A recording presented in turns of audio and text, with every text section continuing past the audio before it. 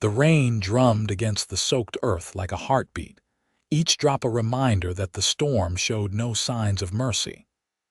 Lila Matthews had been traveling for days, her hopes of reaching Silver Creek before nightfall dashed by the sudden downpour that had turned the trail into a river of mud.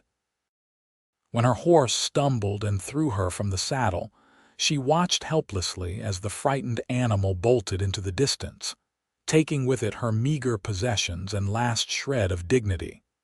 Wyoming Territory, 1878. A place and time where a woman alone was as vulnerable as a newborn calf in wolf country. Lila's once fine blue dress was now plastered to her skin, the hem weighed down with thick, clinging mud.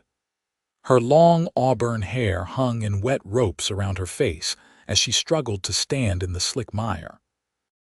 Each attempt ended with her slipping back down, until finally, exhausted, she remained on her knees, head bowed in defeat. The road to Silver Creek, her last chance at a new beginning, seemed miles away now, though it was merely yards beyond the ditch where she had fallen. She didn't hear the approaching horse over the pounding rain. It wasn't until a shadow fell across her that she realized she was no longer alone. The man astride the chestnut stallion said nothing at first. He simply observed her, water streaming from the brim of his worn leather hat. His face was partially obscured, but she could make out a strong jaw dusted with stubble and eyes that seemed to penetrate right through her. "Madam," he finally said, his voice deep and rough like stones tumbling over each other, "you look like you could use some help." He dismounted in one fluid motion, his spurs jingling as his boots hit the mud with a soft splash. He was tall, broad-shouldered, with the lean, hard build of a man who spent his life outdoors.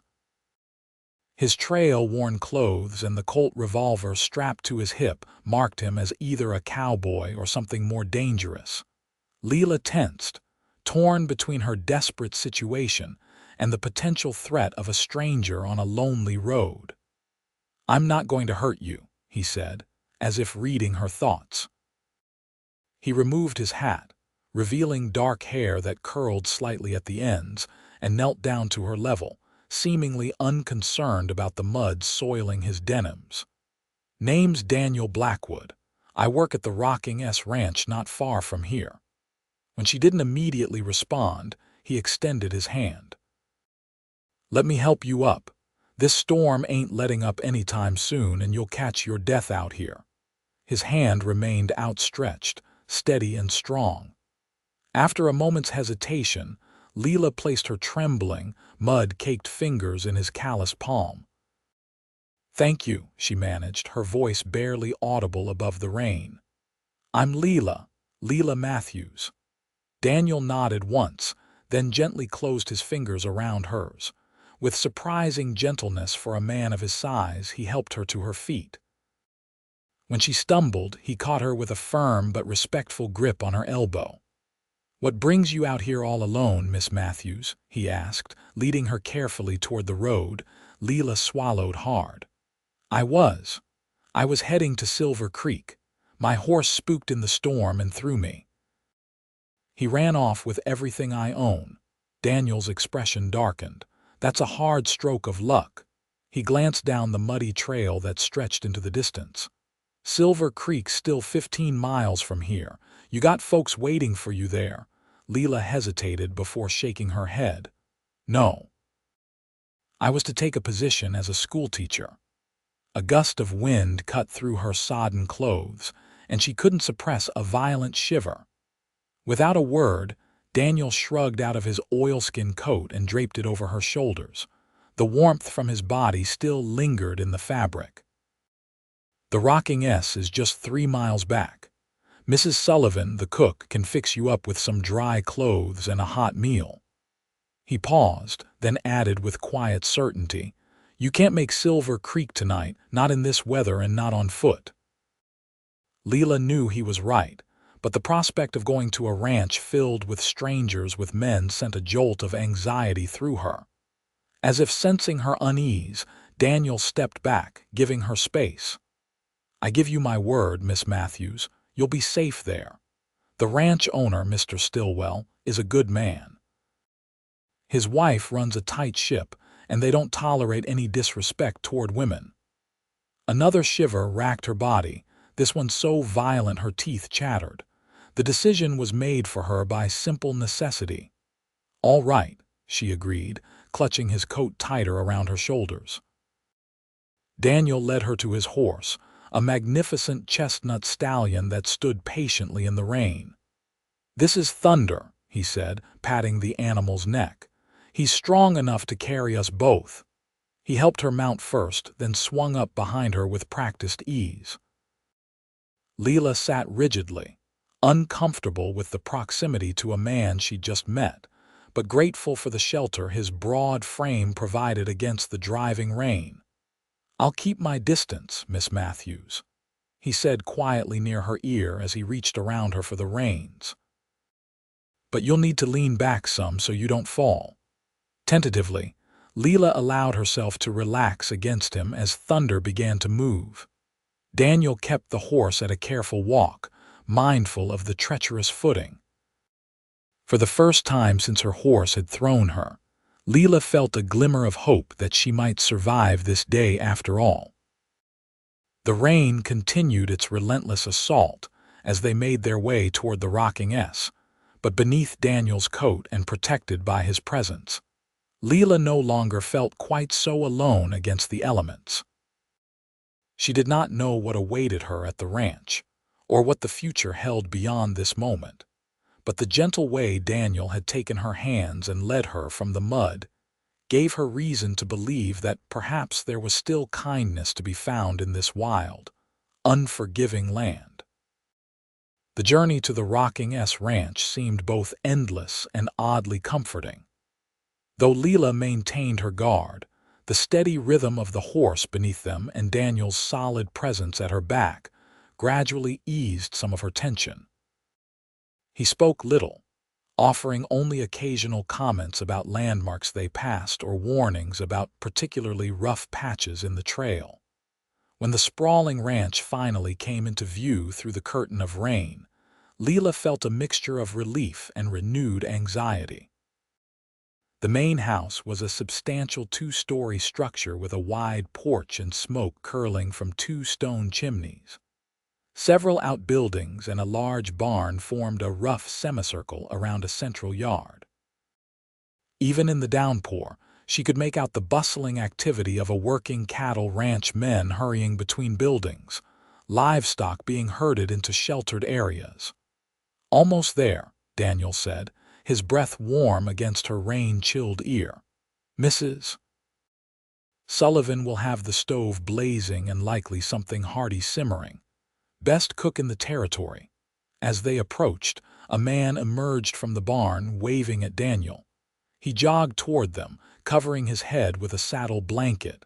"Blackwood, we were about to send out a search party." The man called up. His eyes widened slightly when he noticed Lila. "Who's your friend?" Found Miss Matthews stranded on the North Trail. Her horse bolted in the storm, Daniel explained. "Miss Matthews, this is Mike Fraser, one of our wranglers." Mike tipped his head respectfully. "Madam." He turned back to Daniel. "Boss is in the house. He'll want to know you're back safe." Daniel nodded and guided Thunder toward a hitching post near the main house. With careful movements, he dismounted first, then reached up to help Lila down. Her legs nearly buckled when her feet touched the ground, stiff from the ride and weak from her ordeal. Daniel's strong hands steadied her at the waist, then quickly released her once she was stable. "This way," he said, gesturing toward the house. The porch provided blessed relief from the rain. Daniel stomped his boots on the planks before knocking firmly on the door. It swung open almost immediately, revealing a robust woman in her 50s with silver-streaked dark hair pulled back in a severe bun. Her expression of concern transformed to surprise at the sight of Lila. "Good heavens! Get in here, both of you, before you wash away entirely." She pulled the door wider, ushering them into a warm entryway that smelled of baking bread and wood smoke. "Mrs. Sullivan, this is Miss Lila Matthews," Daniel said, removing his hat. "She was headed to Silver Creek when the storm caught her. Lost her horse and everything with it." Mrs. Sullivan's keen eyes took in Lila's bedraggled appearance, her gaze softening with compassion. "You poor dear, you're soaked to the bone." She turned to Daniel. "Go tell Mr. Stillwell you're back and about our guest. I'll take care of Miss Matthews." Daniel hesitated, his eyes meeting Lila's briefly. "You'll be all right with Mrs. Sullivan," he assured her, then with a slight nod, disappeared through a doorway to the right. Mrs. Sullivan took Lila's arm gently. "Come along, dear. Let's get you out of these wet things before you catch your death." She led Lila up a narrow staircase to the second floor and into a small but tidy bedroom. A patchwork quilt covered the iron bedstead, and simple curtains framed a window that overlooked the ranch yard. "This is our spare room," Mrs. Sullivan explained, bustling to a wooden chest at the foot of the bed. "Not fancy, but it's clean and dry." She extracted a plain cotton dress, undergarments, and woolen stockings. These belonged to Mr. Stillwell's niece who visited last summer. "You look to be about her size." Lila accepted the clothes with trembling hands. "Thank you. I don't know how I'll repay such kindness." Mrs. Sullivan waved away her words. "Nonsense. Out here we help each other. It's the only way to survive." She pointed to a screen in the corner. "You can change behind there. I'll have one of the boys bring up hot water so you can wash properly."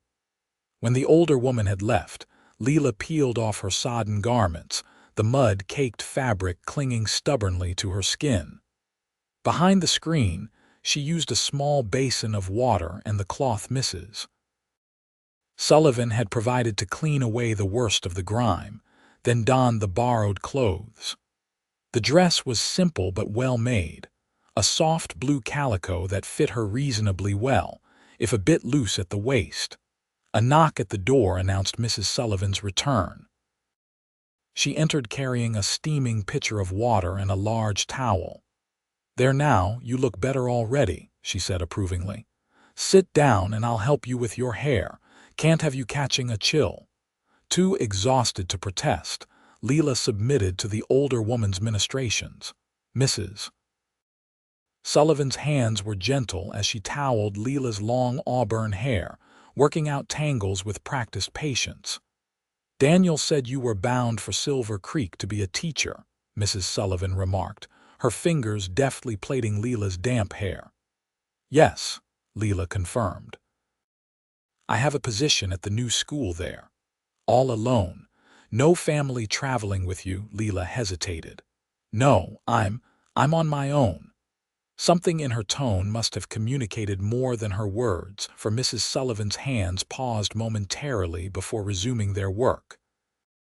"Well, you're welcome here until the weather clears and we can sort out your situation. Mr. Stillwell is a fair man." When Lila's hair was neatly braided, Mrs. Sullivan stepped back. "There, now come downstairs.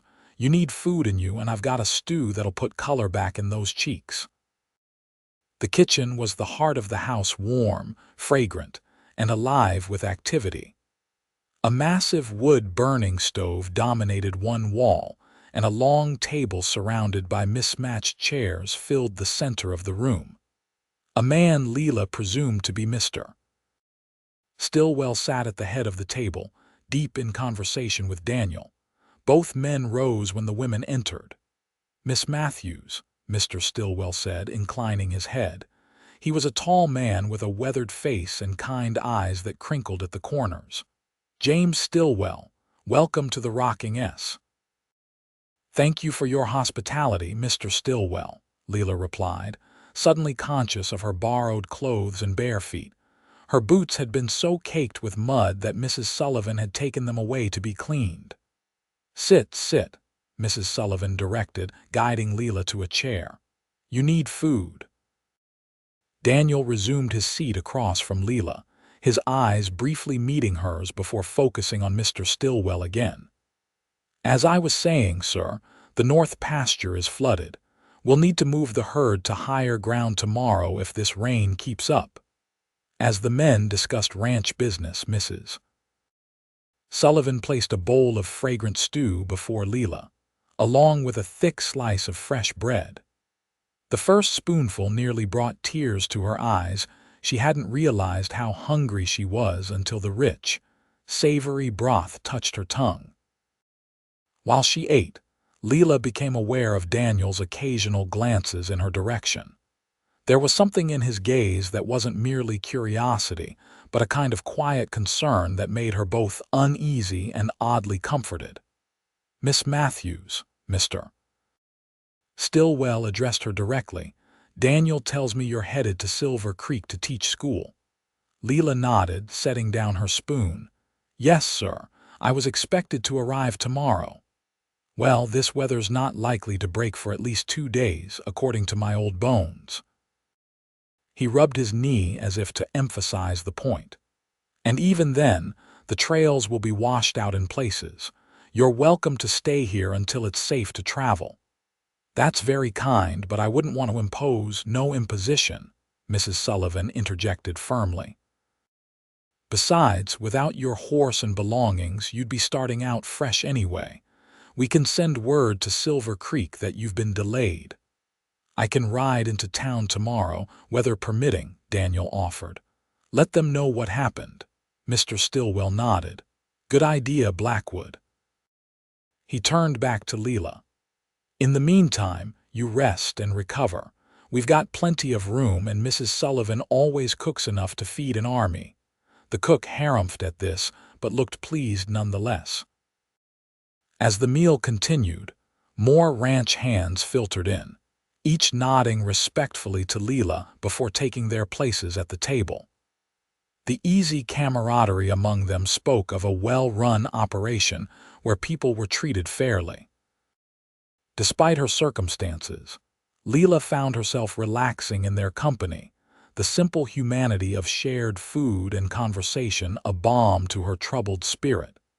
After dinner, Mrs. Sullivan shooed everyone from the kitchen except for a young ranch hand assigned to help with dishes.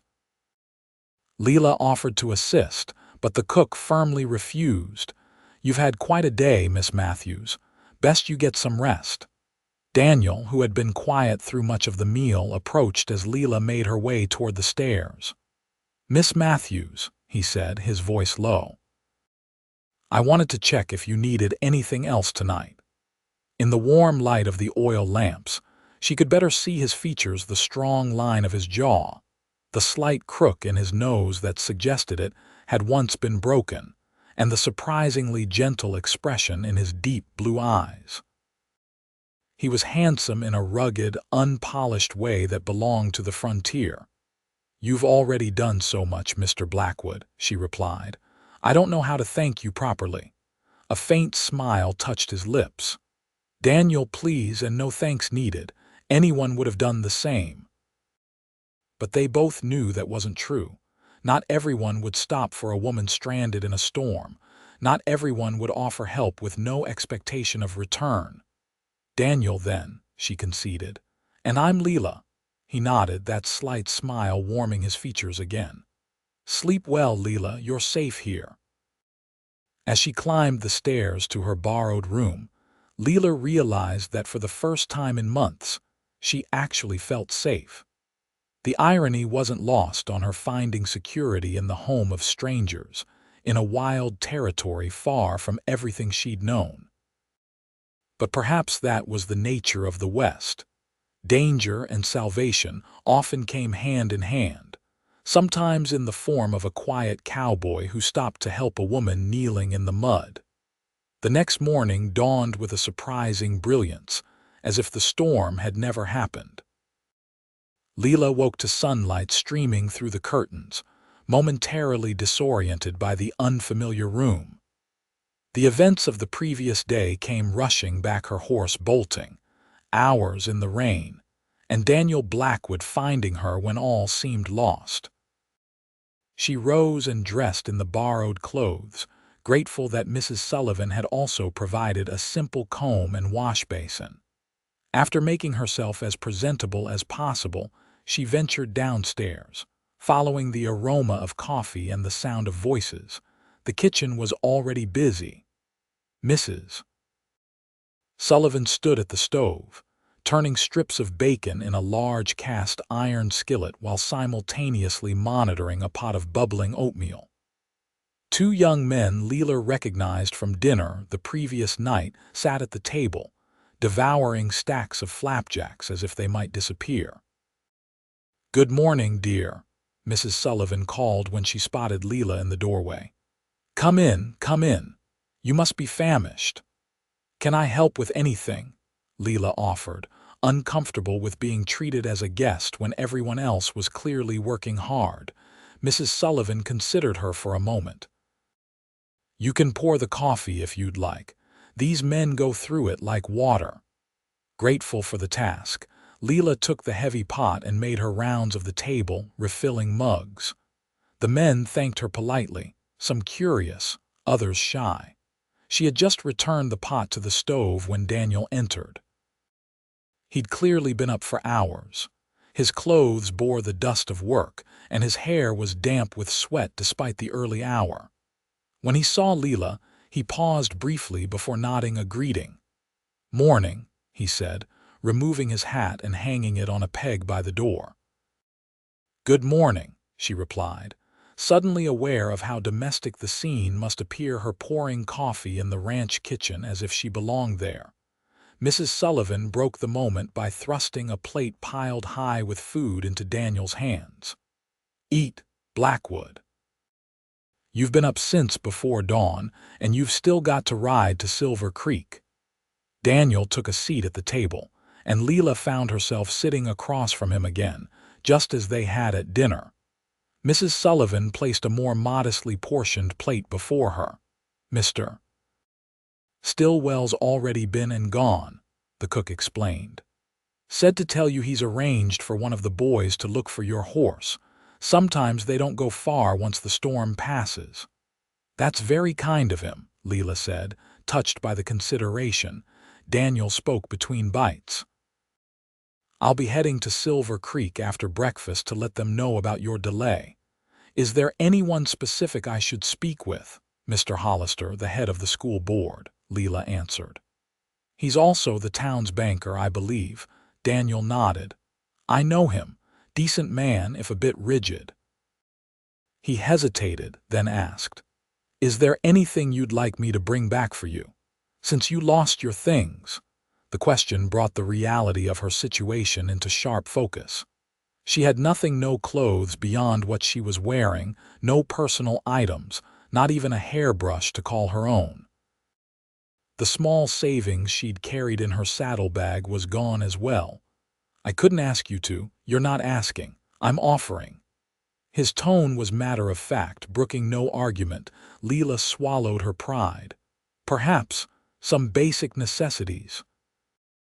I have no way to pay you now, but once I receive my first wages." Daniel waved away her concern. "Consider it an advance from the rocking S.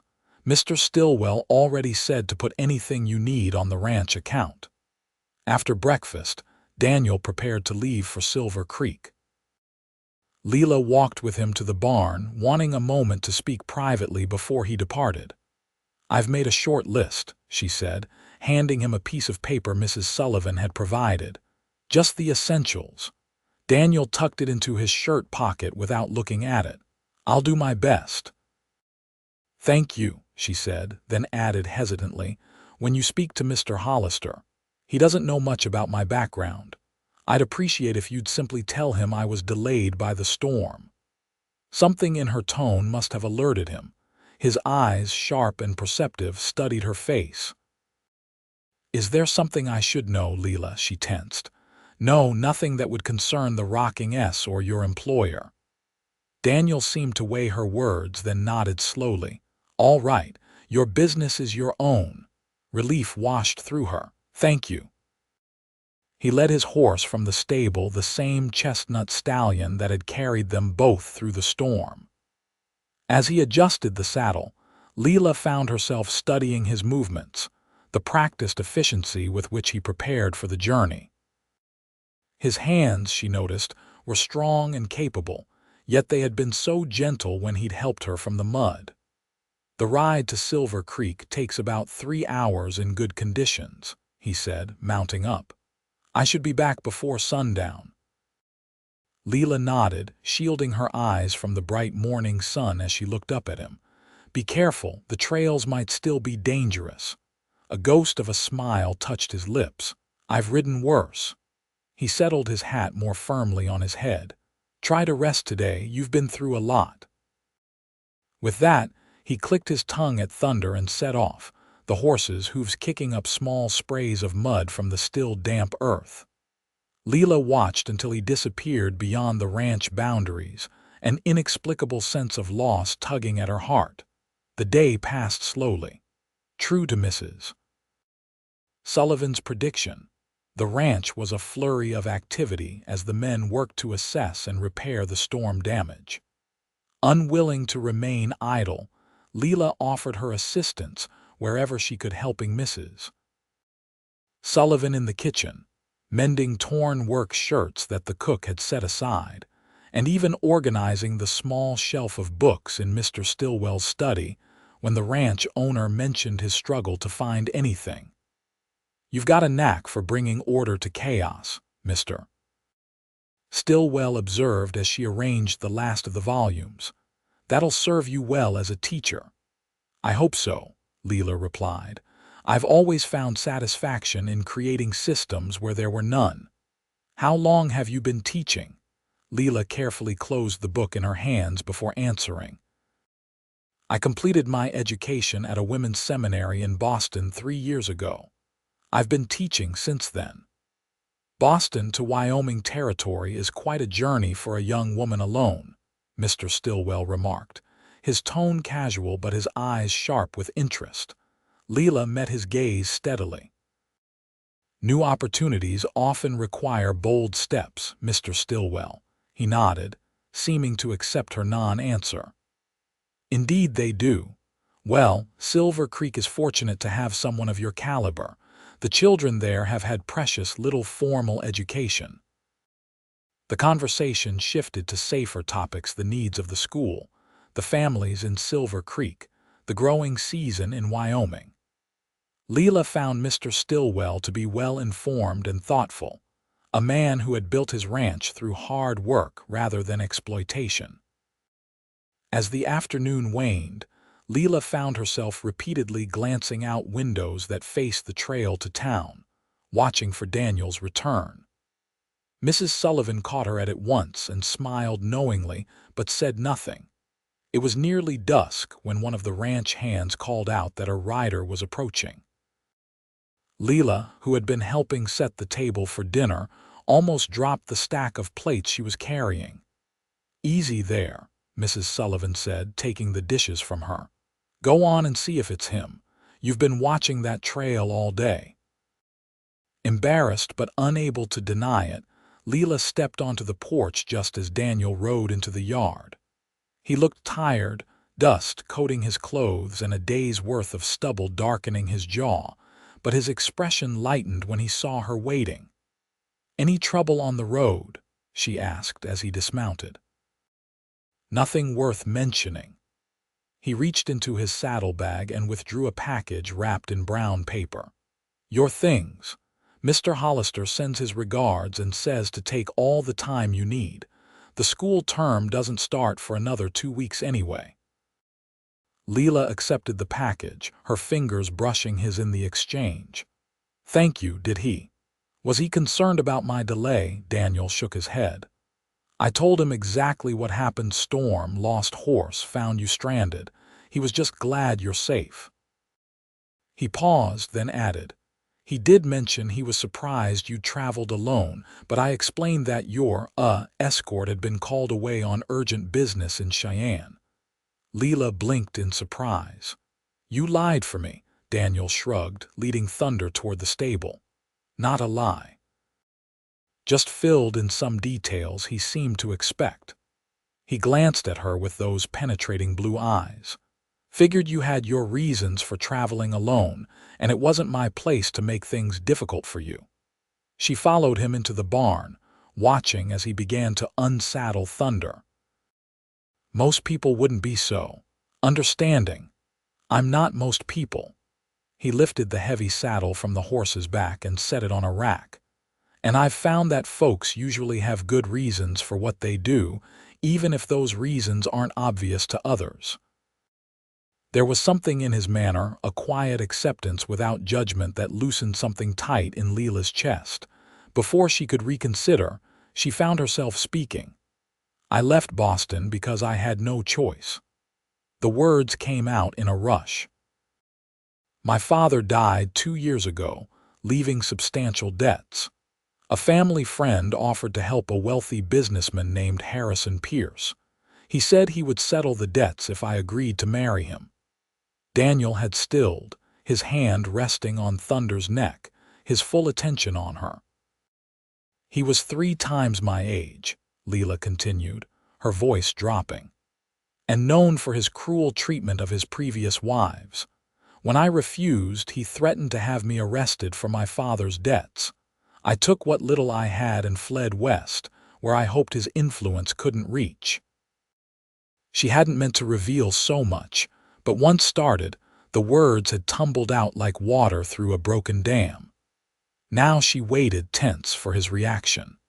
Daniel was quiet for a long moment, methodically removing Thunder's bridle and hanging it on a peg. When he finally spoke, his voice was controlled, but she could hear the anger underneath. "Did this Pierce follow you?"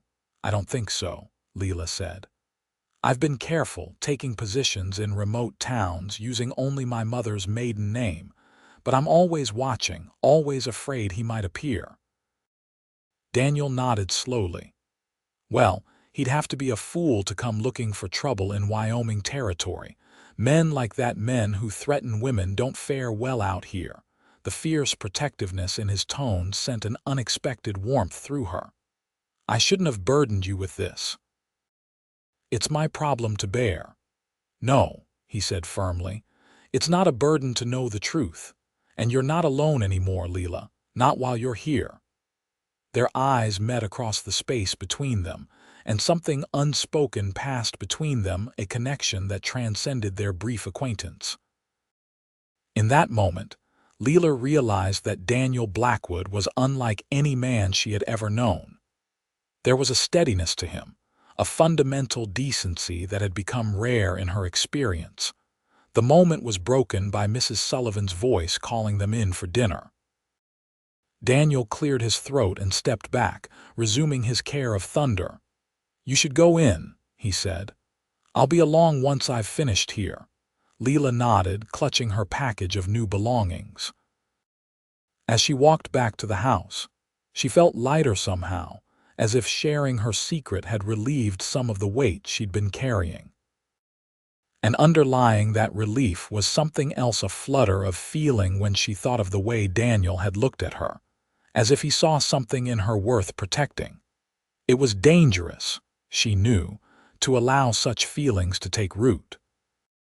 Her life was complicated enough, without adding emotions she couldn't afford. Yet as she prepared for dinner, changing into one of the simple but well-made dresses Daniel had brought from town, she couldn't deny the warmth that filled her whenever she thought of him, the cowboy who had found her in the mud and somehow, inexplicably, begun to find his way into her heart as well. The next few days established a rhythm at the Rocking S. The weather remained clear, allowing the ranch hands to repair storm damage and check on distant cattle. Lila, unwilling to be idle, made herself useful wherever possible. She helped Mrs. Sullivan with cooking and preserving, assisted Mr. Stillwell with his correspondence, and even taught reading to 2 of the younger ranch hands who'd had little formal education. Through it all, she found her gaze repeatedly drawn to Daniel. He was often the first to leave in the morning and the last to return at night, his dedication to the ranch evident in everything he did. Despite his obvious exhaustion, He always took time to ask about her day, to ensure she had everything she needed. On the third day after her arrival, one of the ranch hands returned leading a familiar horse. "Miss Matthews," the young cowboy called, spotting Lila hanging laundry with Mrs. Sullivan. "Look what we found grazing by Elkhorn Creek." Lila dropped the wet sheet she'd been about to hang and rushed to the corral. There stood her mare, looking none the worse for her adventure. The saddlebags were still attached, though one had torn open. "Oh, thank goodness," Lila breathed, reaching out to stroke the horse's velvety nose. "Thank you for finding her, Mr. Jenkins." The young cowboy grinned, tipping his hat. "Call me Tommy, madam, and it was no trouble. Found her about 8 miles east, happy as could be in a meadow full of sweet grass." Daniel approached from the barn, wiping his hands on a rag. "Your luck's turning," he said, smiling at Lila's obvious joy. "Let's check those saddlebags, see what survived." Together, they untied the bags and examined the contents. One bag had remained sealed, protecting Lila's spare clothing. A small photograph of her parents, and most precious of all, her teaching credentials and the letter of appointment from Silver Creek.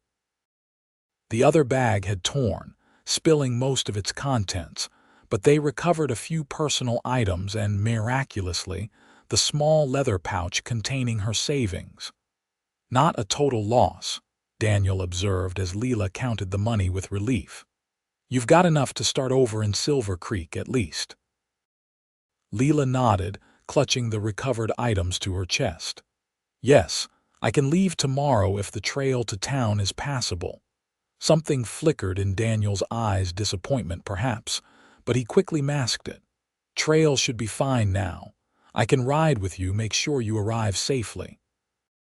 "I wouldn't want to take you away from your duties here," Lila protested, though the thought of traveling alone again filled her with unease. "Mr. Stillwell already suggested it," Daniel said. "And I'd feel better knowing you reached Silver Creek without incident." That evening, dinner had a bittersweet quality. The ranch hands were boisterous as usual, but Lila caught Mrs. Sullivan wiping away a tear when she thought no one was looking.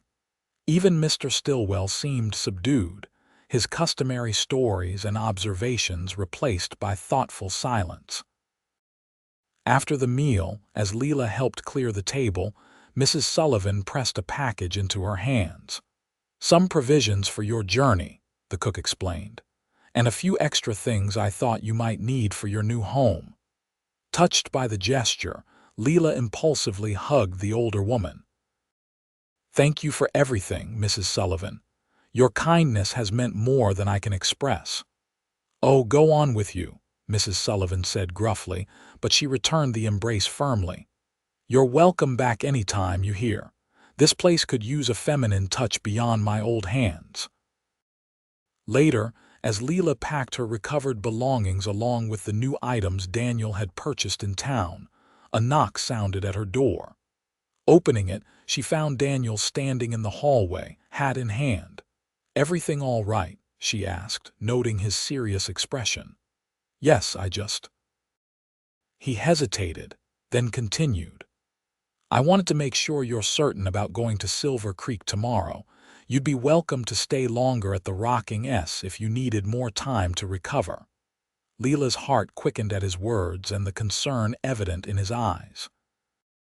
"That's very kind, but I've imposed on Mr. Stillwell's hospitality long enough, and I do have responsibilities in Silver Creek."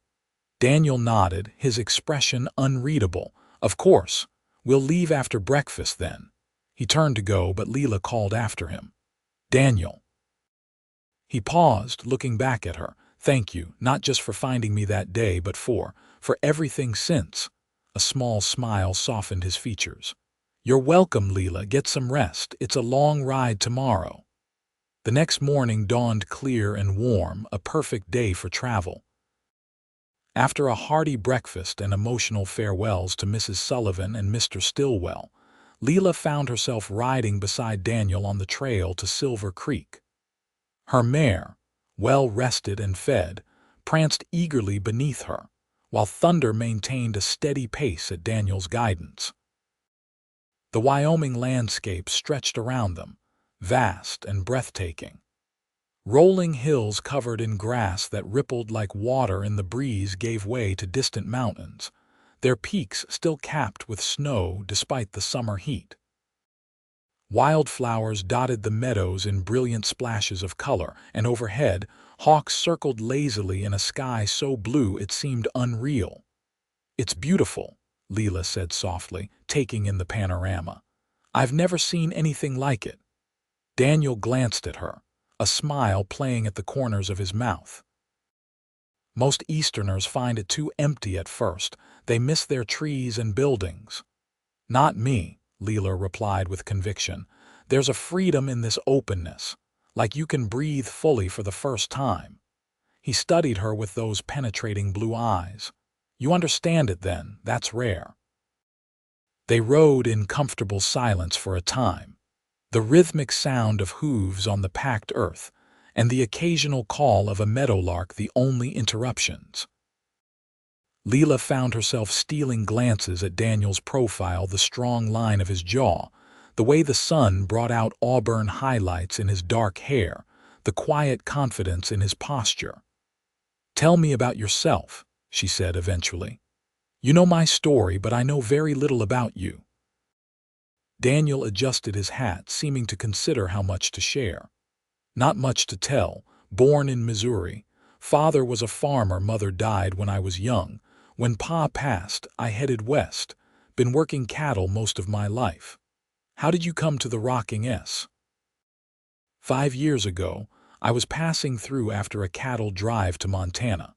Stopped to help Mr. Stillwell when some of his herd broke through a fence during a thunderstorm. He offered me a job, and I've been here since." He paused, then added, "It's the closest thing to home I've found." There was something in his tone, a hint of loneliness, perhaps that resonated with Lila's own experience. "It seems like a good place with good people." "It is," Daniel agreed. "Mr. Stillwell's fair, treats his men well. Mrs. Sullivan makes sure we're fed and fussed over." A smile touched his lips. "And the land? Well, you can see for yourself. You ever think of having your own place someday?" Lila asked, curious about his ambitions. Daniel was quiet for a moment. "Been saving for it. There's a parcel north of here, about 200 acres with a creek running through it.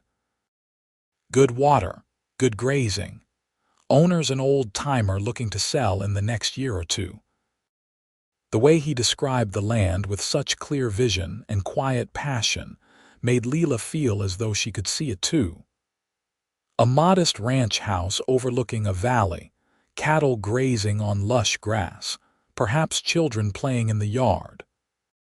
She pushed the thought away, disconcerted by how easily she'd inserted herself into his future. "It sounds wonderful. I hope you get it." "What about you?" Daniel asked, turning the conversation back to her. "Is teaching in Silver Creek what you really want, or just a safe haven?" The question caught her off guard with its perceptiveness. "Both, I suppose.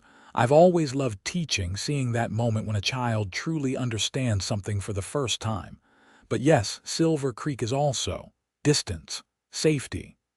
You think you'll stay there, make it a home?" Lila considered this. Until now, she'd been focused solely on escape and survival, not on building a permanent life. "I don't know. I haven't allowed myself to think that far ahead." Daniel nodded, understanding in his eyes. "Sometimes it's enough just to make it through each day." They stopped to rest the horses at midday beside a small stream. Daniel spread a blanket in the shade of a lone cottonwood tree, and they shared the lunch.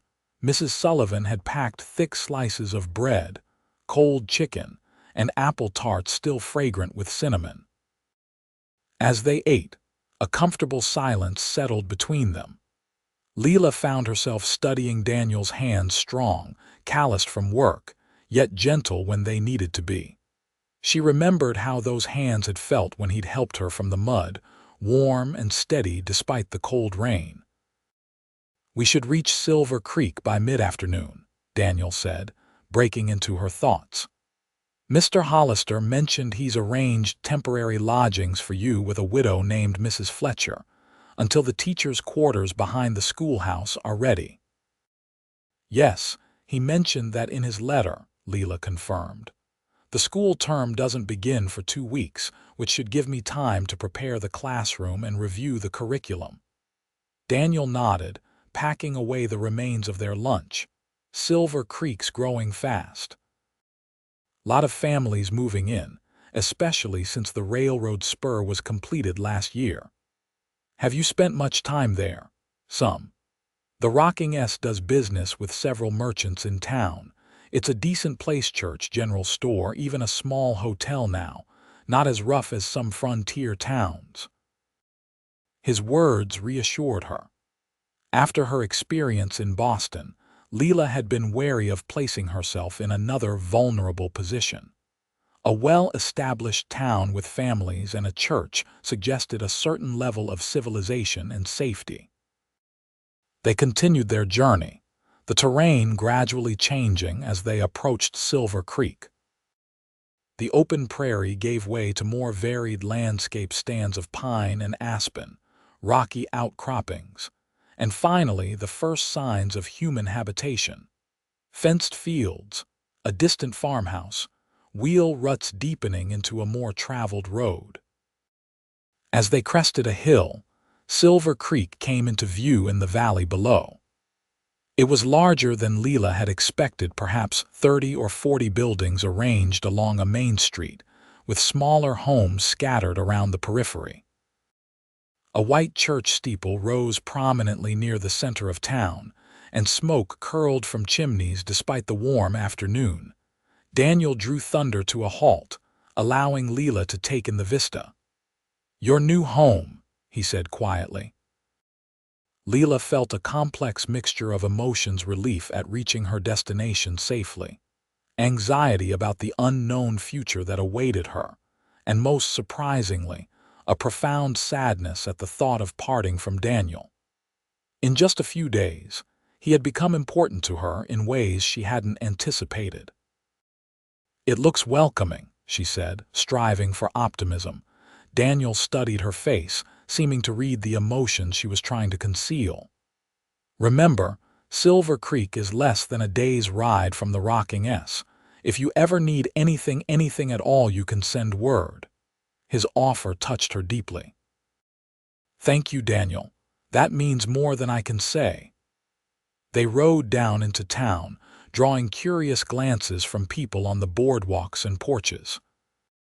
Silver Creek had the busy, purposeful air of a growing community, women shopping or visiting, men loading wagons or discussing business, children playing in the spaces between buildings.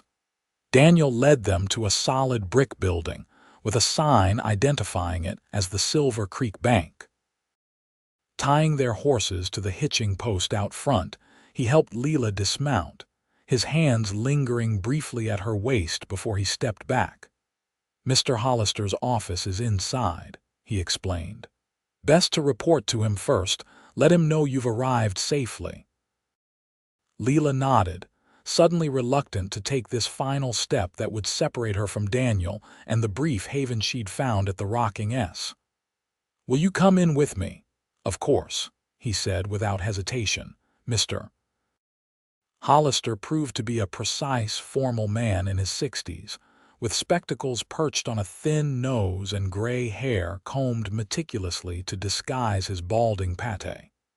He rose from behind his desk when they entered, extending a hand to Lila. "Miss Matthews, welcome to Silver Creek. We were quite concerned when you didn't arrive as scheduled." His gaze moved to Daniel. Mr. Blackwood explained the circumstances. "Most unfortunate, but I'm pleased to see you've recovered." "Thank you, Mr. Hollister," Lila replied. "I apologize for any worry I caused." The banker waved away her apology. "Not at all, my dear. The vagaries of Western weather are beyond anyone's control." He gestured to the chairs opposite his desk. "Please sit. We have several matters to discuss regarding your position. For the next half hour, Lila listened as Mr. Hollister outlined her duties, the school schedule, and the expectations of the town council. The school currently had 27 students ranging in age from 6 to 16, with more expected as harvest season ended and farm families could spare their children from work. Throughout the discussion, Daniel remained a quiet, supportive presence beside her. Occasionally their eyes would meet, and she would draw strength from his steady gaze. "Now, as to your accommodations," Mr. Hollister continued.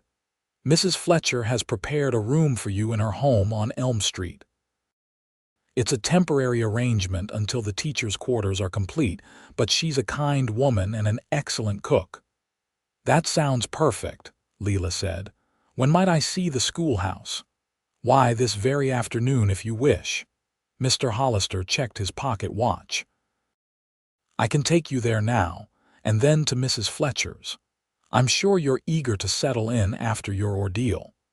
As they prepared to leave the bank, the reality of parting from Daniel struck Lila with unexpected force.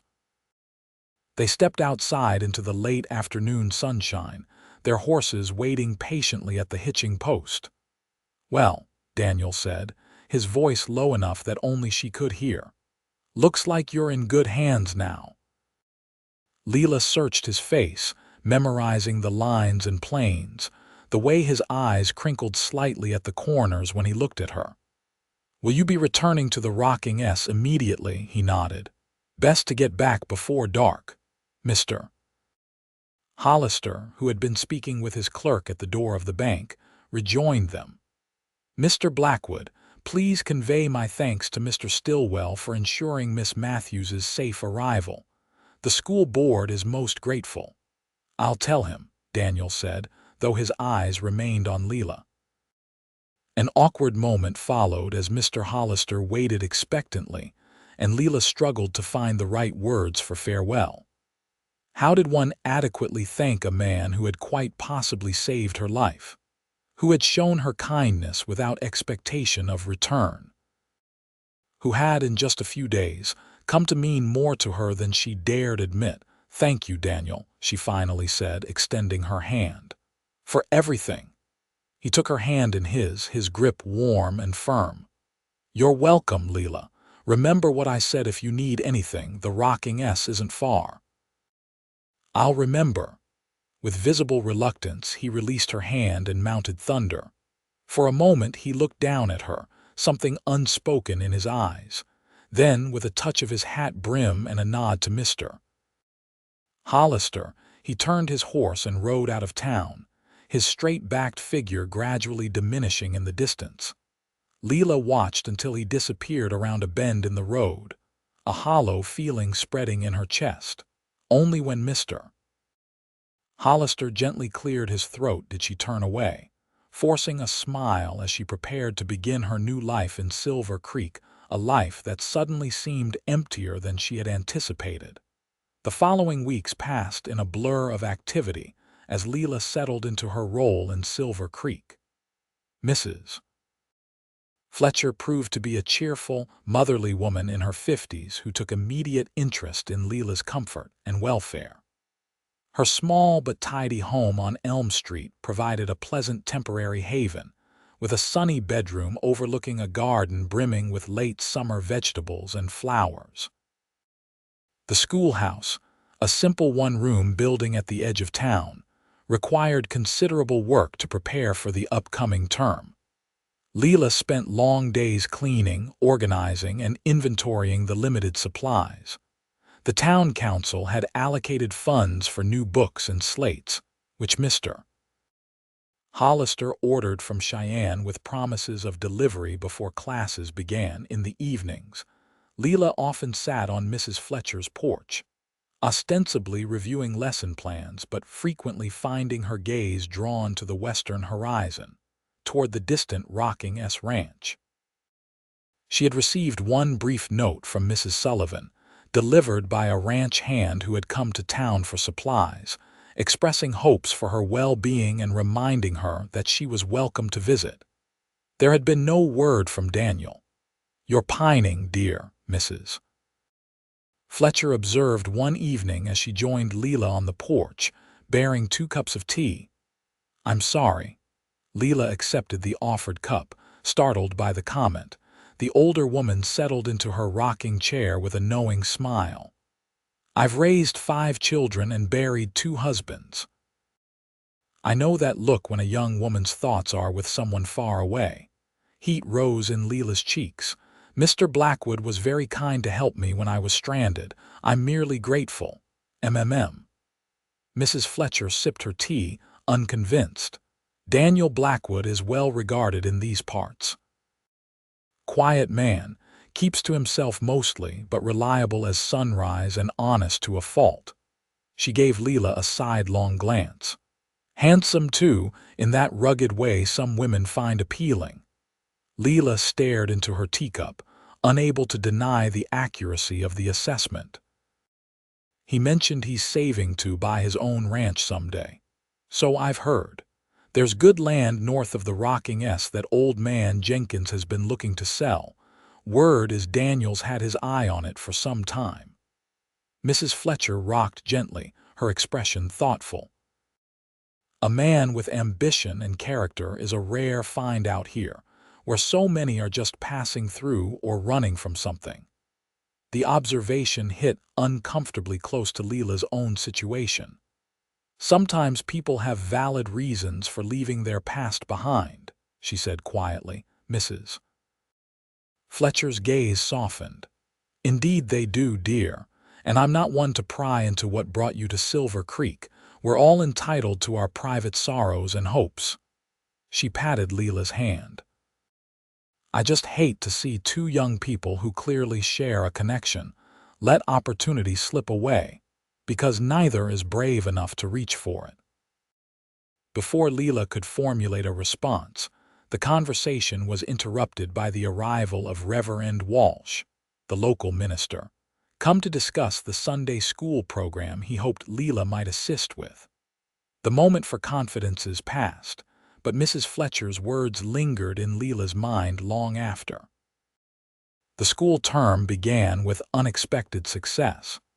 Despite her initial nervousness, Lila found her students eager to learn and generally well-behaved. The parents of Silver Creek valued education and supported her efforts, often sending children to school with small gifts of appreciation: fresh eggs, home-baked bread, or late summer peaches. By the 3rd week, Lila had established a comfortable routine.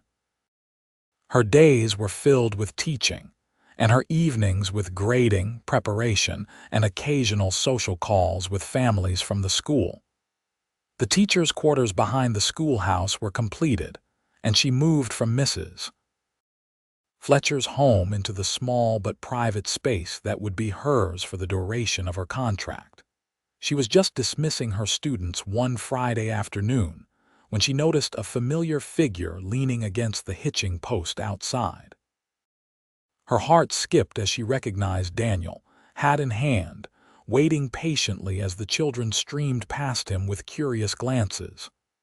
"Class dismissed," she managed to say, her voice betraying none of the sudden flutter in her chest. "Remember your compositions are due on Monday."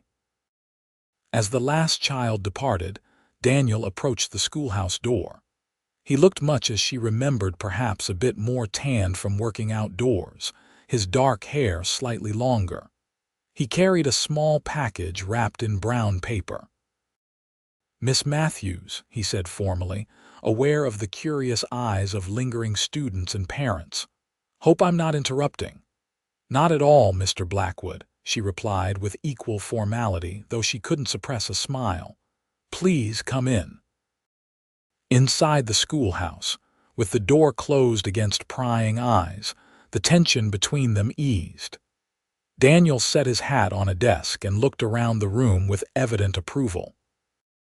"You've made this place shine," he observed, noting the freshly scrubbed floors, the neatly arranged desks, and the educational charts Lila had painstakingly created and hung on the walls. "Thank you. It's taken some work, but I'm pleased with the results."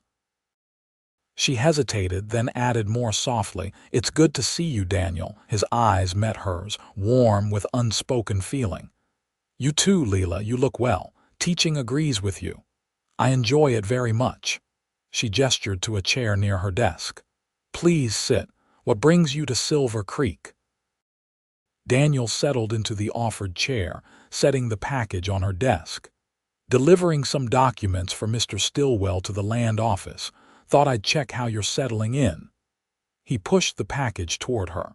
"And Mrs. Sullivan insisted I bring this. She's been baking up a storm lately. Says the ranch hands are getting spoiled." Lila unwrapped the package to find a carefully packed tin of cookies and a small jar of preserves, along with a note in Mrs. Sullivan's neat hand expressing hopes for a visit soon. The thoughtfulness of the gesture brought unexpected tears to her eyes. "Please thank her for me," she said, blinking rapidly. "I've missed her. All of you, actually." "We've missed you too," Daniel said quietly. "The place isn't the same without you there." The simple statement hung in the air between them, laden with meaning. Lila busied herself rewrapping the gifts, afraid to meet his gaze lest he read too much in her expression. "How long will you be in town?" she asked, striving for a casual tone. "Just until tomorrow. Need to be back at the ranch for the fall roundup next week." He paused, then added, "I was hoping you might join me for supper at the hotel restaurant. They do a decent steak on Fridays, I'm told." Lila looked up, surprised and pleased by the invitation. "I'd like that very much." "Good." Daniel smiled, the expression transforming his usually serious face. "I'll call for you at 6 if that suits." "It does." She returned his smile, a warm happiness spreading through her. "I'm staying in the teacher's quarters now, just behind the schoolhouse." Their eyes held for a moment longer than necessary, an unspoken connection flowing between them. Then Daniel rose, retrieving his hat. "Until this evening, then." After he left, Lila stood motionless in the center of the schoolroom, her heart racing with anticipation and a flutter of nerves. It was just a meal between friends, she told herself. Nothing more significant than that. Yet, as she hurried to her quarters to prepare, she knew she was deceiving herself. Her feelings for Daniel Blackwood had only deepened in their weeks apart. The question that remained was whether he felt the same, and what either of them could do about it given the separate paths their lives had taken. The Silver Creek Hotel restaurant was the finest establishment in town, which wasn't saying much by Eastern standards, but represented the frontier's best attempt at elegance. Checkered tablecloths covered square tables, oil lamps provided warm illumination, and actual paintings, albeit of questionable artistic merit, hung on the wallpapered walls. Daniel was waiting when Lila arrived, having changed from his work clothes into a clean shirt and his best denims. He'd even trimmed his beard, she noticed, and attempted to tame his unruly hair. The effort he'd made touched her deeply. "You look beautiful," he said simply as she approached, his admiring gaze taking in the blue dress she'd chosen, one of the few nice garments she'd salvaged from her journey. "Thank you." Lila felt herself blushing under his scrutiny. "You look very handsome yourself." The meal that followed was the most enjoyable Lila had experienced since arriving in Silver Creek. The food was surprisingly good: tender steaks, fresh vegetables from local gardens, and apple pie that almost rivaled Mrs. Sullivan's. But it was the company that made the evening special. Away from the ranch and the immediate aftermath of her ordeal, they found new topics to discuss. Daniel spoke of his childhood in Missouri, of his dreams for his own ranch, of books he'd read during long winter evenings. Lila shared stories of her students, her impressions of Silver Creek, and carefully edited tales from her life in Boston before Harrison Pierce had appended everything. As they lingered over coffee, Daniel's expression grew more serious. Lila, there's something I should tell you, part of why I came to town today. Her heart sank at his tone. Is something wrong? No, nothing wrong, just a change coming. He took a breath. Old man Jenkins finally decided to sell his land, the parcel I told you about north of the Rocking S. The one you've been saving for, Lila said, understanding dawning. Daniel, that's wonderful news. I've made an offer and he's accepted. The papers should be finalized next month. There was pride in his voice, but also uncertainty. It means leaving the Rocking S, striking out on my own. It won't be easy at first, a lot of work, tight finances. But it's your dream, Lila said softly. Your own land, your own future. He nodded, his gaze intense as it held hers. Thing is, I've been thinking a lot these past weeks about what I want that future to look like. He hesitated, then reached across the table to take her hand. I came to Silver Creek today for another reason besides checking on you and delivering Mrs. Sullivan's package. Lila's pulse quickened. Oh, I wanted to ask if you might consider, if you might visit the property sometime, see it for yourself. His voice dropped lower. I value your opinion, Lila, and I can't help thinking that a schoolteacher might have good ideas about what a home should be. The implication of his words sent a wave of emotion through her so strong she nearly gasped. Daniel, are you asking? I'm not asking anything formal yet, he clarified quickly. It's too soon, and I wouldn't presume. But I want you to know that since that day I found you in the mud, I haven't been able to get you out of my mind. The way you fit at the Rocking S, your kindness, your strength, it all made me start thinking differently about what my future could be. Lila's eyes filled with tears, but they were tears of happiness. I've thought of you too, every day. His hand tightened around hers. I know it's complicated. You have your position here, your students, and I'm just starting out with the ranch, but maybe we could see where this leads. Take some time to know each other better. I'd like that very much, Lila whispered, her heart so full she could barely speak. Daniel's smile was like sunrise breaking over the plains. I'll be back in town in 2 weeks after the roundup. Perhaps then I could show you the property. I'd be honored, she said, returning his smile through her tears. As they walked back to her quarters in the gathering dusk, Daniel's hand found hers, their fingers intertwining naturally. The simple contact sent warmth spreading through her, a sense of rightness and belonging she'd never experienced before. At her door, he turned to face her, still holding her hand. Thank you for a wonderful evening, Lila. Thank you for coming to Silver Creek, she replied softly. For finding me again. The moonlight silvered his features as he looked down at her, his expression tender. Slowly, giving her every opportunity to withdraw, he leaned down.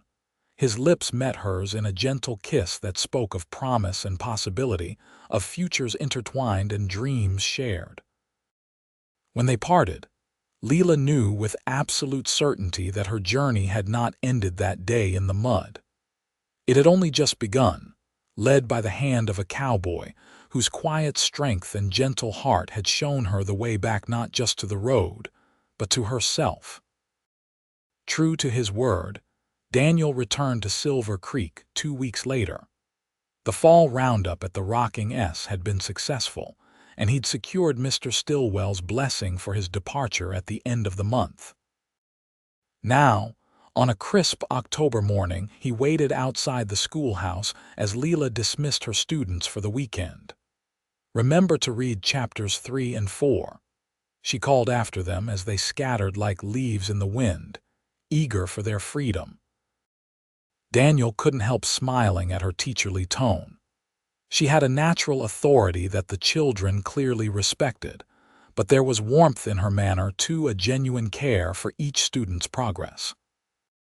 When the last child had departed, he approached the schoolhouse steps where she stood, adjusting the shawl around her shoulders against the autumn chill. "Ready for an adventure, Miss Matthews?" he asked, offering his arm. Lila's smile brightened her entire face. "Indeed I am, Mr. Blackwood." They rode north out of Silver Creek, Daniel on Thunder and Lila on her mare, which she'd named Penny for her copper-colored coat. The day was perfect for riding clear skies, moderate temperatures, and a gentle breeze that carried the scent of pine and sage.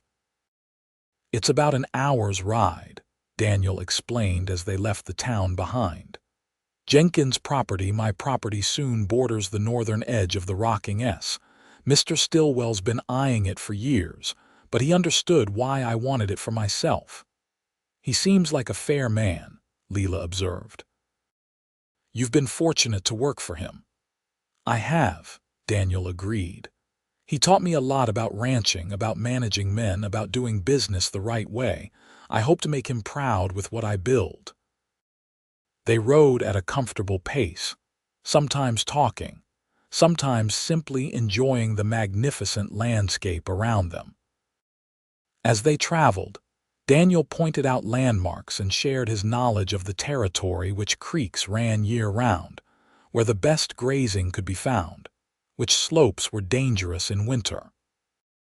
Lila listened intently, asking thoughtful questions that revealed her growing understanding of ranch life. She had adapted well to the West, Daniel thought. Despite her Eastern upbringing, she seemed to belong here among the open spaces and rugged beauty. "There," he said at last, reining Thunder to a stop atop a gentle rise. "That's it, the Jenkins place, or the Blackwood Ranch as I hope to call it soon." Below them stretched 200 acres of prime Wyoming ranchland. A creek meandered through the property, its banks lined with cottonwoods just beginning to turn golden with autumn.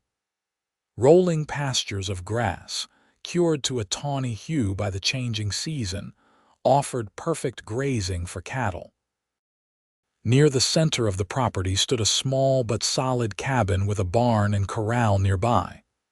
"Oh, Daniel," Lila breathed, taking in the vista. "It's beautiful." "Let me show you the cabin," he suggested, eager now that they had arrived. "It's simple but sound.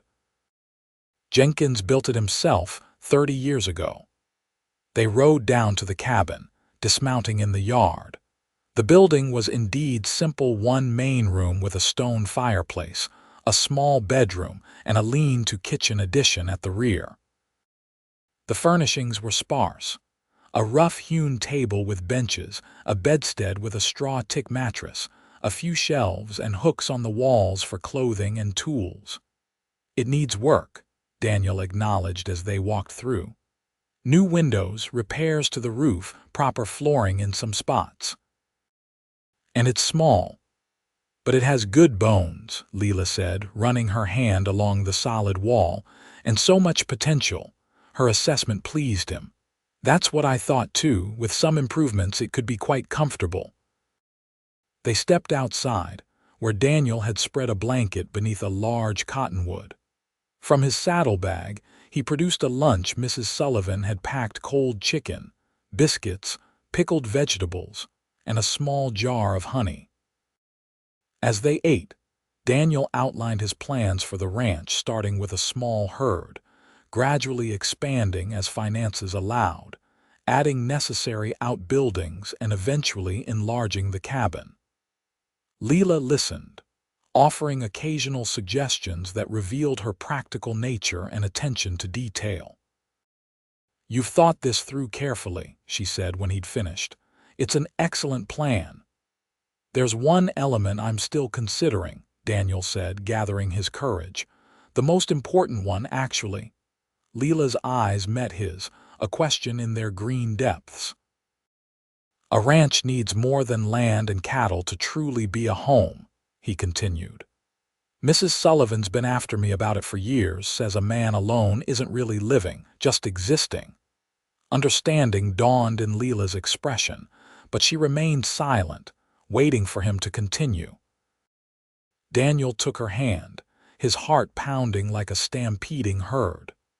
"Lila, I know we haven't known each other long, but sometimes life gives you certainty when you least expect it.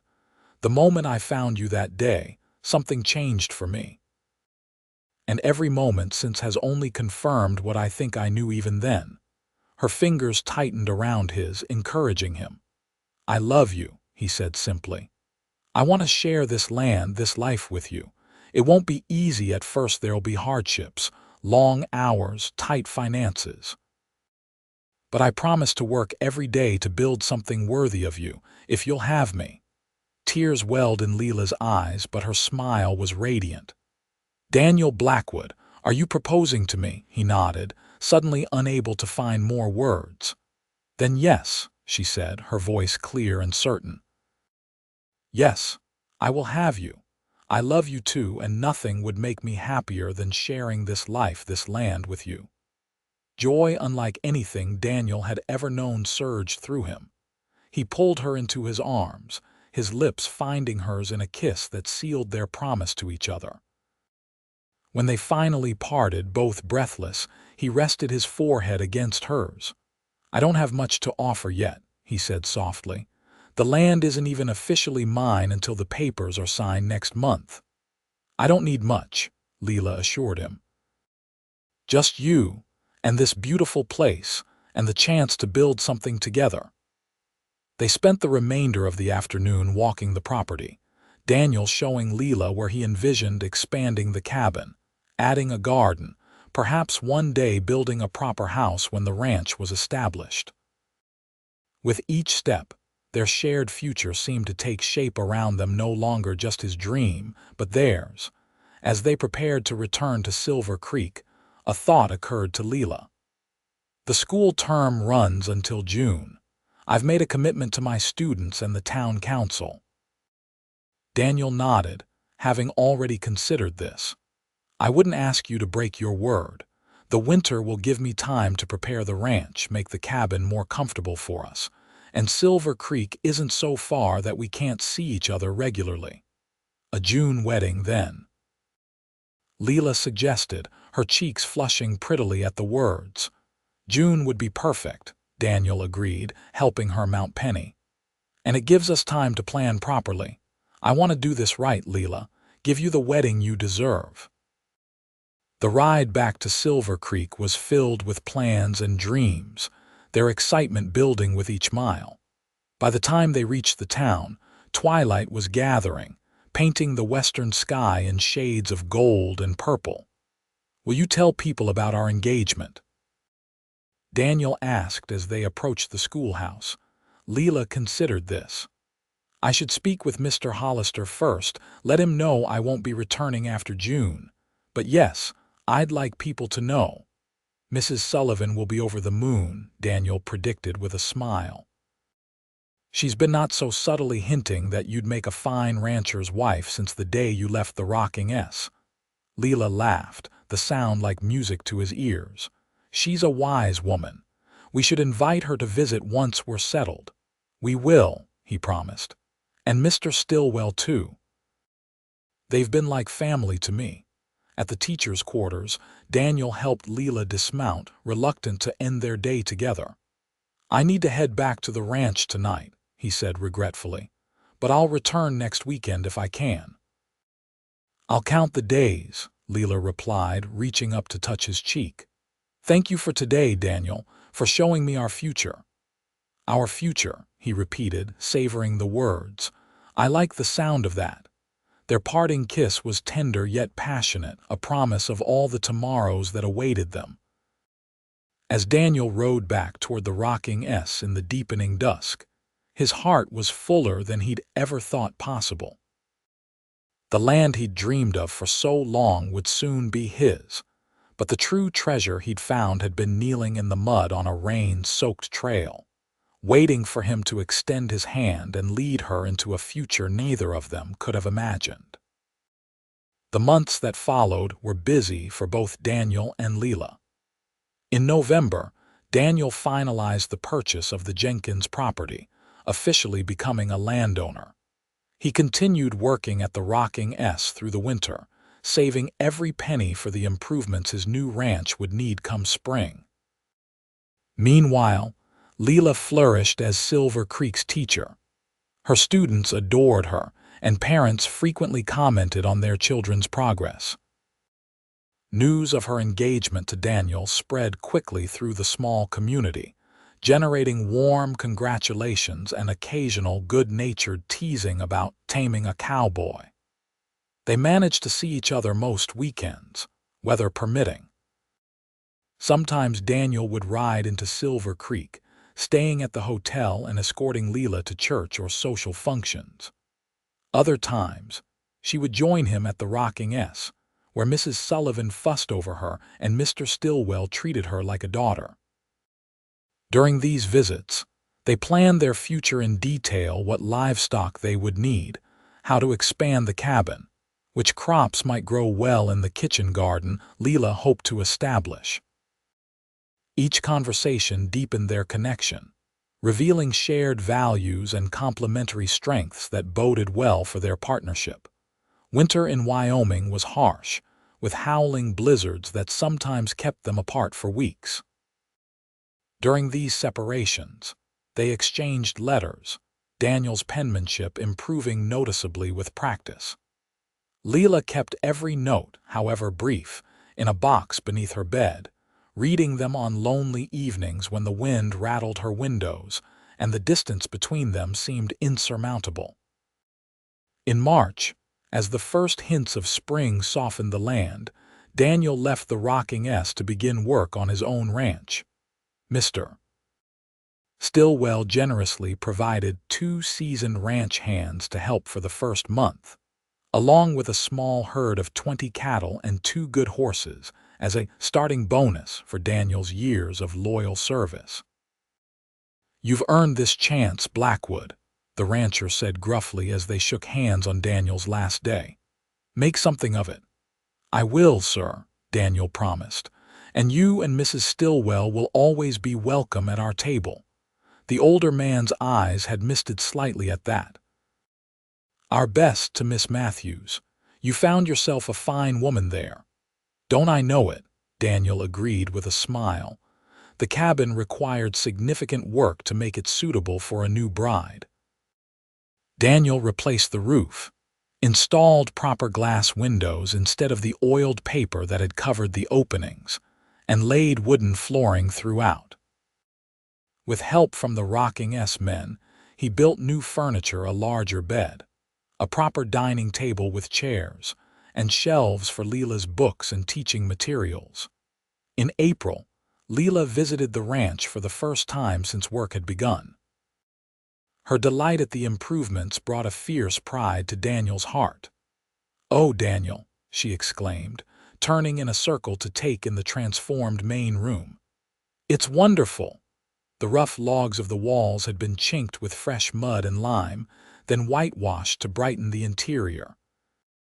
Colorful rag rugs covered portions of the new plank floor, and curtains Lila had sewn during winter evenings now hung at the windows.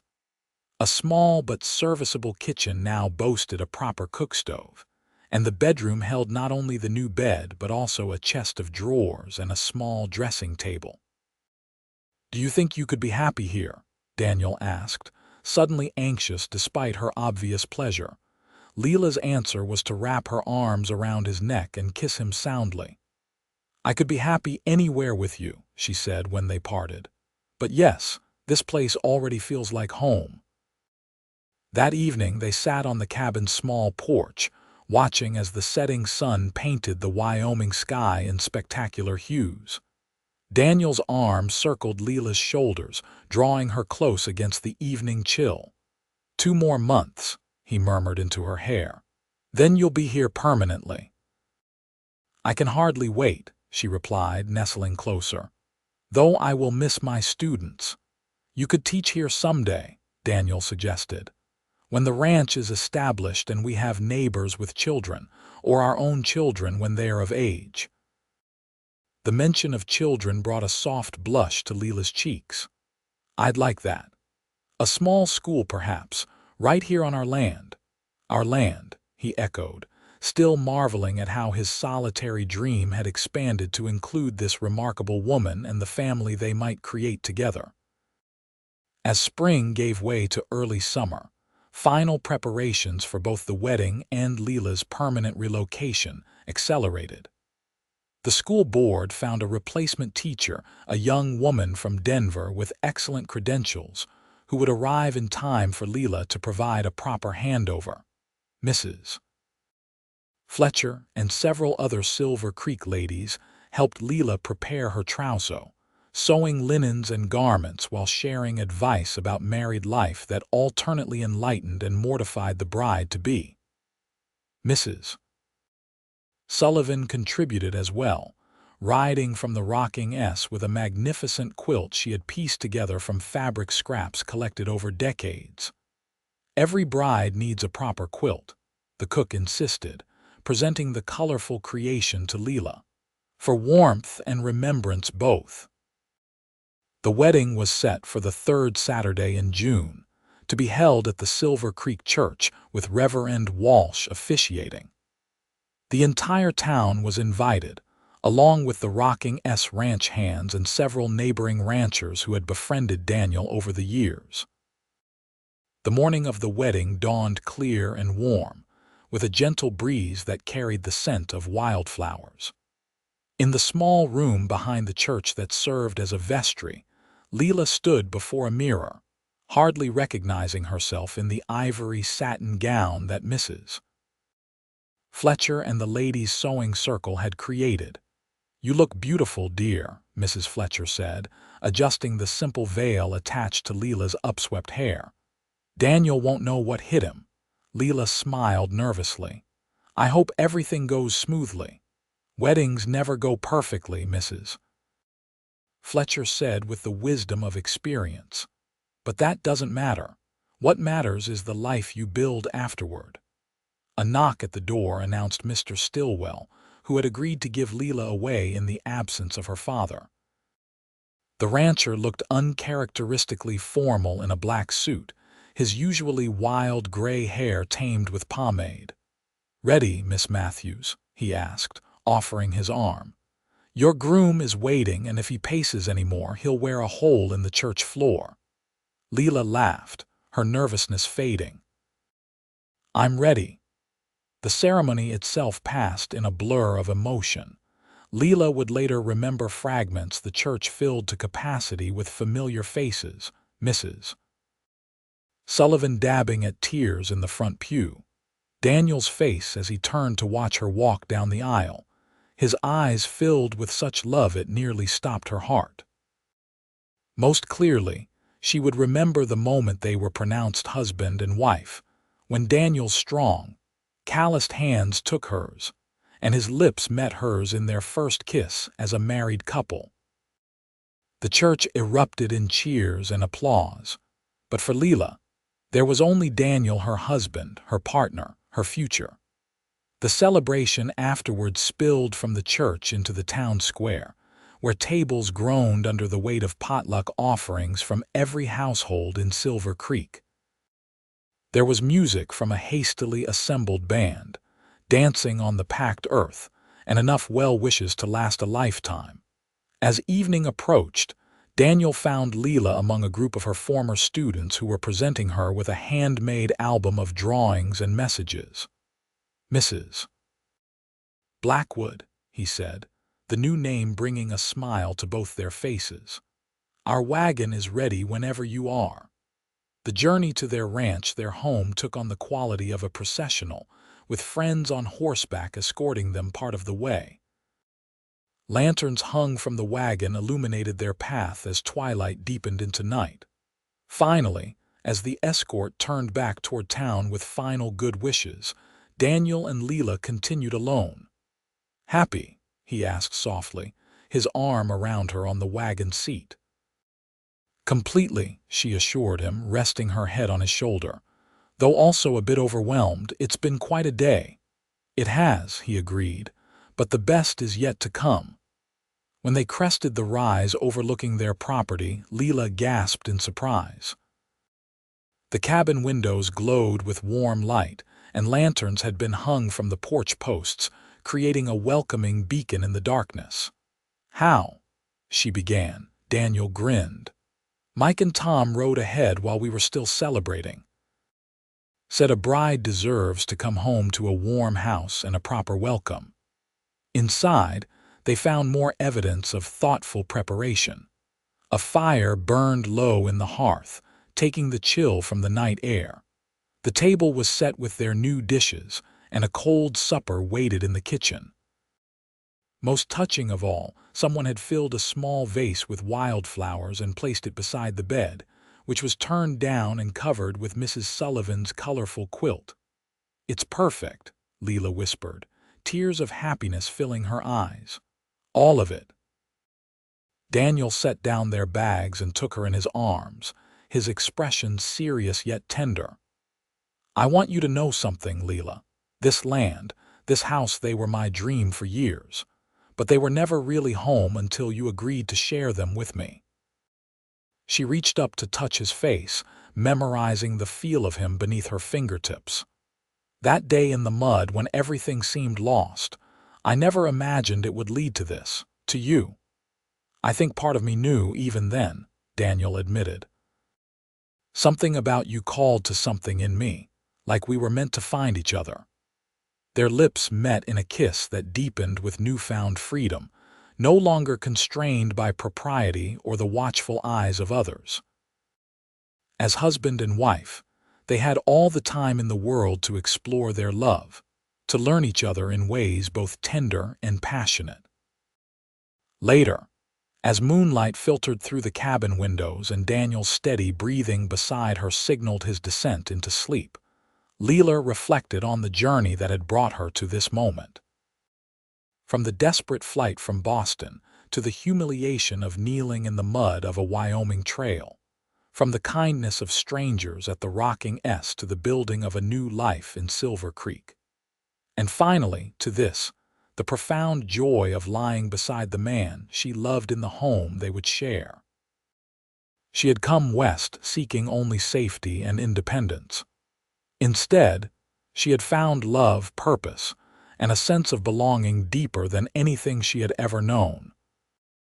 As she drifted toward sleep, Lila sent a silent prayer of gratitude into the night for storms that drove horses to bolt, for mud that brought a traveler to her knees, and most of all, for the steady hands of a cowboy who had helped her up and led her not just back to the road, but home.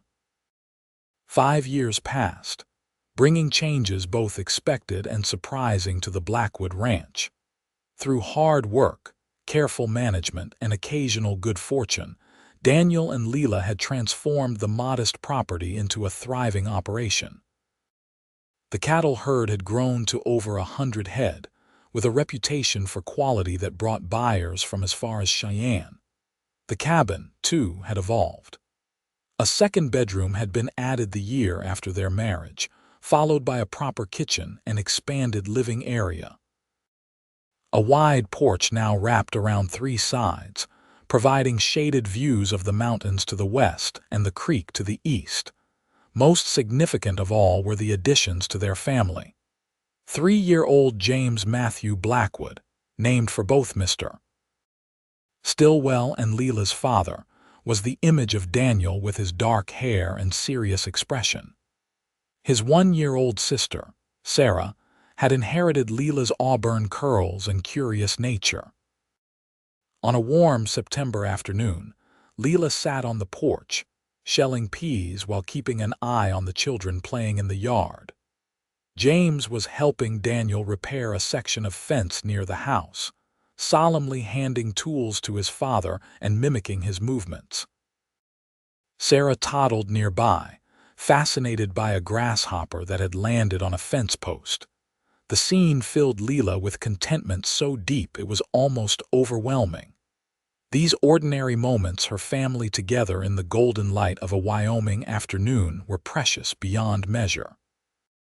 Sometimes she still marveled at how her life had unfolded, how what had seemed like disaster that rainy day on the trail had actually been the beginning of everything good. A rider appeared on the horizon, and Lila shaded her eyes to identify the approaching figure. It was Mike Fraser from the Rocking S, now the ranch foreman since Mr. Stillwell's partial retirement the previous year. He rode up to the yard and dismounted, accepting James's enthusiastic greeting with a ruffle of the boy's hair. "Mike," Daniel said, straightening from his work. "Good to see you." "Everything all right at the Rocking S?" "All's well," Mike confirmed. "Just bringing news. Mrs. Stillwell insisted I ride over right away." He produced a telegram from his pocket. "This came for Mrs. Blackwood this morning." Lila set aside her peas and descended the porch steps, a flutter of anxiety in her chest. Telegrams rarely brought good news, and she had received very few in her life. This one was addressed simply to Mrs. Daniel Blackwood, care of Rocking S Ranch, Silver Creek, Wyoming Territory. With slightly trembling fingers, she opened the paper and read. "Harrison Pierce, deceased, stop natural causes, stop left substantial bequest to you in. Will stop please contact Williams & Sons Law Offices, Boston for details." Stop. Lila stared at the words, unable to fully comprehend their meaning. Harrison Pierce, the man who had driven her from her home, threatened her, made her fear for her safety, was dead, and apparently had left her money in his will. "Lila," Daniel's concerned voice broke through her shock. "What is it? Bad news?" She handed him the telegram wordlessly. As he read, his expression shifted from worry to surprise to cautious relief. "Pierce," he said quietly. "The man who threatened you in Boston," Lila nodded, aware that Mike was trying not to look interested in their private business. "Yes, he's dead."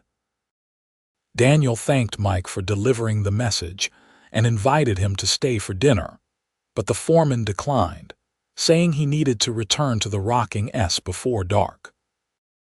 Once he had ridden away, Daniel led Lila to the porch swing, settling beside her while keeping an eye on the children still playing in the yard.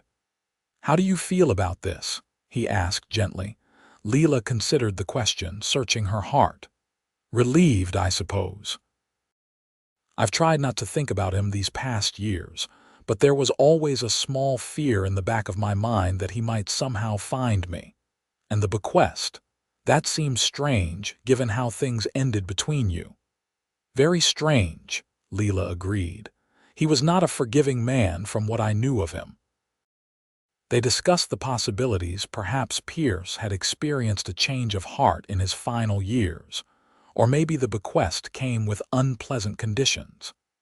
Either way, they agreed that Lila should write to the Boston law firm to learn more before making any decisions.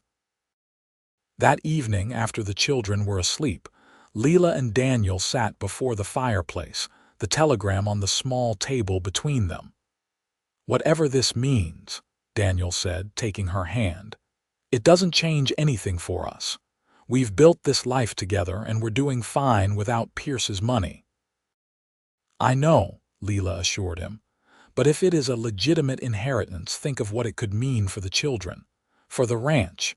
We've talked about expanding, building a proper house eventually." Daniel nodded thoughtfully. "That's true. But I don't want you to feel obligated to accept anything from a man who caused you such pain." "Let's wait and see what the lawyers say," Lila suggested. "Then we can decide together, as we always do." The response from Williams & Sons arrived 3 weeks later, carried by the new mail service that now reached Silver Creek twice weekly. The letter, written in formal legal language, explained that Harrison Pierce had indeed left Lila a substantial sum, $10,000, to be exact, with no conditions attached.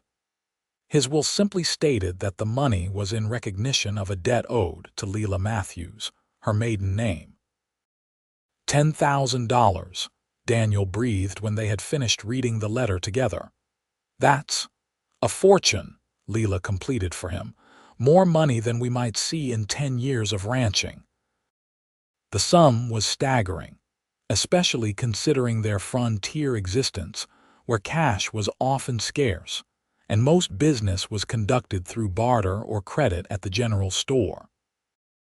With $10,000, they could expand the ranch significantly, buy more cattle, improve the water systems, perhaps even build the larger house they had discussed for years. "The question is," Daniel said carefully, "do you want to accept it? Would taking his money feel like—" "I don't know, like he was still controlling you somehow." Lila considered this. 5 years ago, perhaps even 2 years ago, she might have felt that way. But now, secure in the life and love she had built with Daniel, Harrison Pierce seemed like a shadow from another lifetime, unpleasant but increasingly insubstantial. "No," she said finally. "I don't think he has that power anymore, and the letter says a debt owed." Perhaps in the end, he recognized the wrong he did in threatening me. "Then we should accept it," Daniel decided. "Use it to build our future, the children's future." The process of claiming the inheritance took months of correspondence with the Boston lawyers, but by the following spring, the money had been transferred to their account at the Silver Creek Bank. Mr. Hollister, still the banker after all these years, had been so astonished by the deposit that he'd personally ridden out to the ranch to confirm everything was in order. With careful planning, Daniel and Lila put the unexpected windfall to good use. They expanded their herd, purchased additional grazing land that adjoined their property, and hired 2 permanent ranch hands to help with the increased workload. They also set aside funds for the children's education and began planning the new house they would build the following year. But perhaps the most significant use of the money came in the form of a small building, erected near the main house, a 1-room schoolhouse, where Lila began teaching not only James and Sarah, but also the children of neighboring ranchers and their own ranch hands.